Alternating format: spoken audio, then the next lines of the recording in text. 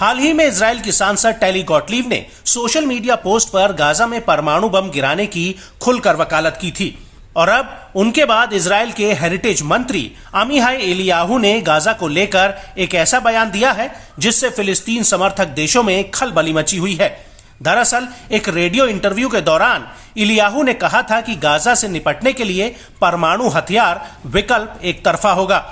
Eliyahu ने अपने इस बयान में सीधे सीधे गाजा पर परमाणु बम गिराने की मांग तक कर डाली थी।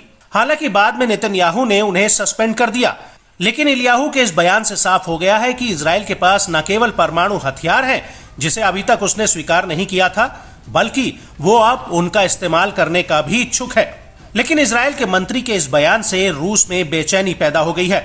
रूस के विदेश मंत्रालय की प्रवक्ता मारिया ज़खारोवा का कहना है कि इजराइल ने इस बात को माना है कि उनके पास परमाणु हथियार हैं।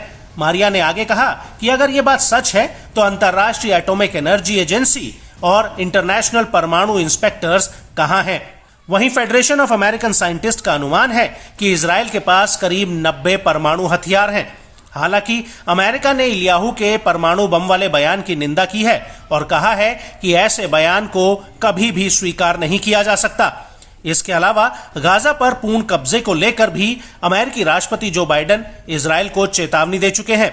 बाइडेन ने कहा था कि गाजा पर कब्जा करना इजराइल के लिए बड़ी भूल साबित हो सकती है। लेकिन इस सब के बीच गाजा को लेकर इजराइल के पीएम बेंजामिन नेतन्याहू का एक बड़ा बयान सामने आया है, जिसमें उन्होंने कहा है कि युद्ध के बाद गाजा की सुरक्षा व्यवस्था की जिम्मेदारी इजराइल के पास होगी। नेतन्याहू ने यह बयान अमेरिका के एबीसी न्यूज को एक इंटरव्यू के दौरान दिया है।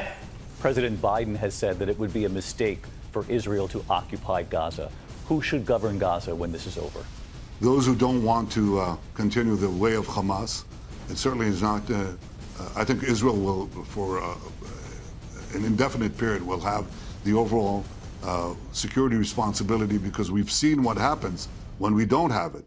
When we don't have that security responsibility, what we have is the eruption of Hamas terror on a scale that we couldn't imagine. आपको बता दें कि नेतन्याहू ने अपने बयान में ये साफ कर दिया है कि अब वो गाजा में आतंक की और खेती नहीं होने देंगे। हालांकि गाजा पर पूर्ण कब्जे को लेकर अमेरिकी राष्ट्रपति जो बाइडेन उन्हें चेतावनी पहले ही दे चुके हैं।